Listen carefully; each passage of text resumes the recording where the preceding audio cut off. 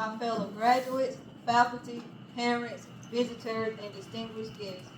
It is truly a privilege to stand here at this podium and say I am this year's salutatorian. Yes, ma'am. First and foremost, I want to thank God. As it said in Second Chronicles 15:6, but you be strong and do not lose courage, for there is a reward for your work. To everyone here today, thank you for helping me celebrate this unforgettable honor. I am beyond grateful.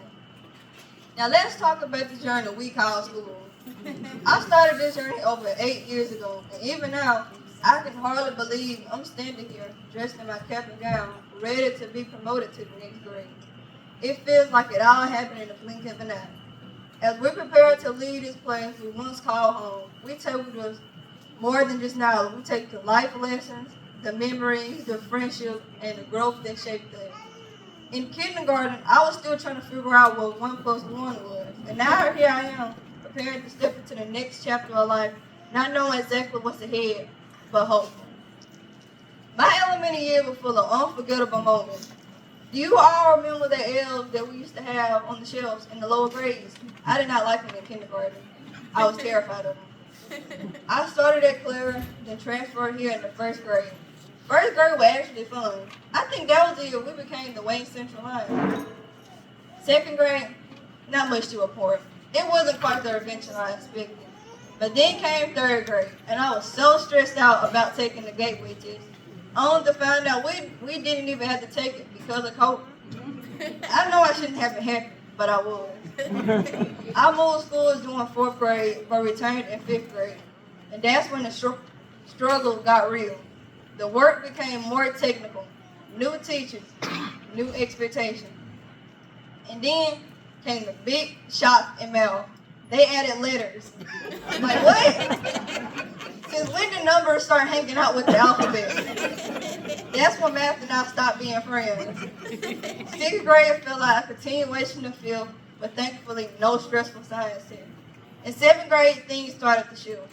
I scored well on my state test, went on a fun trip to Margaritaville, I guess, and made great memories with my teachers. I still miss the 8th graders from last year, but it's cool to know they're all in 9th grade now, right where I'm headed next. Then came 8th grade, a real challenge. It felt like learning never stopped. Benchmarks, practice tests, and exams every single Friday. I got headaches after every test. I never taken so many tests in 1 year. Wondering if I'm going to the next grade was a big stress. And if I could go back, I'll probably work even harder. But the only thing that kept me grounded was reading, my absolute favorite subject. Reading and I go together like, as people would say, peanut butter and jelly. Now math and I are more like pineapples on pizza. Some people like it, but me, it just doesn't mix. I want to take a moment to thank the people who helped me get here. Jesus, for guiding me every step of the way. My amazing teachers, especially Ms. Harrison, who pushed me to reach my goals. She told me that with Jesus, anything is possible. My family, especially my parents.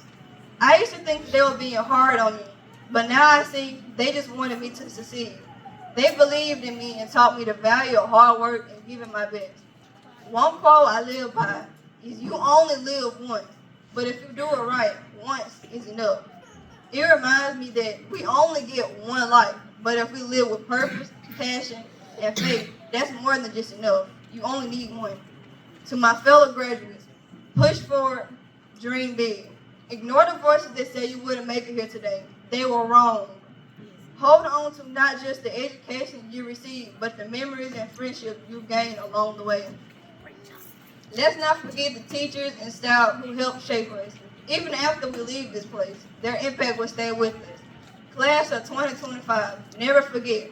You can do anything you set your mind to, no matter how tough it gets. You have the power to rise above it. As Dr. Seuss once said, you have brains in your head, you have feet in your shoes. You can steer yourself in any direction you choose. In closing, I leave you with this thought. Do you believe in fate or free will? Some may say it was fate that made me salutatorian, but I believe it was my choices, my efforts, my faith. Don't let anyone tell you fate controls your life. You get to choose how your story unfolds. Thank you all so much for your time. Congratulations to the class of 2025. We did it.